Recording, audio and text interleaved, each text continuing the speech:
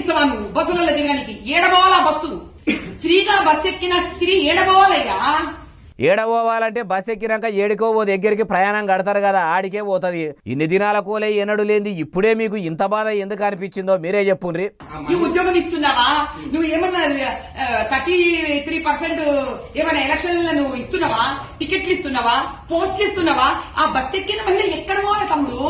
Tiffin డబ్బా కట్టుకొని తిరిగి ఇంటికి రావాలా? మళ్ళా అన్నదే అంటారు. ఎక్కడికి పోవాలి తమ్ముడు అంటే ఏడికైతే ప్రయాణం చేయాలనుకుంటున్నారో ఆడికే పోతారు. ఉద్యోగాలు లేనోళ్ళు కూడా వ్యవసాయం చేసేటోళ్ళు, కూలీనాలి చేసుకునేటోళ్ళు ఇట్లా చెప్పుకుంటా పోతే ఎంతో మంది ఉన్నారు.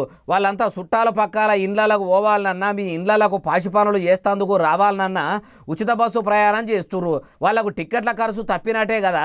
ఉచిత బస్సు గురించి పైకం ఉన్న మీకు అంత తెలిసినట్టు లేదు. ఇప్పుడు మీరు కొలువులు ఇవ్వమని చెప్తుండ్రు. కాంగ్రెస్ సర్కారు ఇయ్యకుండా ఎగనామం పెట్టుడు కూడా కరెక్ట్ కాదు, ఇయ్యవలసిందే. మరి ఏపీలో ఉన్న మీ కూటమి సర్కారు ముచ్చటేంది మేడము? మొన్న 15 ఆగస్టు నుంచి ఆడ కూడా ఉచిత బస్సులు కొలాయించారు కదా. కూటమిలో మీ బీజేపీ కూడా ఉన్నది కదా, ఆడెందుకు దింపుతుండని చంద్రాల సార్ను కూడా అంటారా? ఇప్పుడు కొలువులు ఇయ్యమని ఇంత గింజుకుంటారు కదా. మరి మీ మోడీ సారు ఏడాదికి 2 కోట్ల కొలువులు వేస్తా అన్నాడు. ఇన్నేళ్ల మీ భారతీయ జనతా పార్టీ పాలనగిరిలో కూడా ఎన్ని కొలువులు వేసిండో కూడా తమరి ప్రధాని సార్ను కూడా ఇంతే పంతంతోని పౌరుషంతోని అడగకపోయినరు. మీ ఎంపీలు కూడా గెలిచి ఏం చేసిర్రో ఏం చేస్తుర్రో వాళ్ళను కూడా అరుచుకోకపోయినరు. కయగాయ ఓరేటోళ్ళంతా మీ కమలం పువ్వు పార్టీలనే మోపైనట్టున్నారు కదా అంటుర్రు ఈ ముచ్చటిన్నోళ్ళు.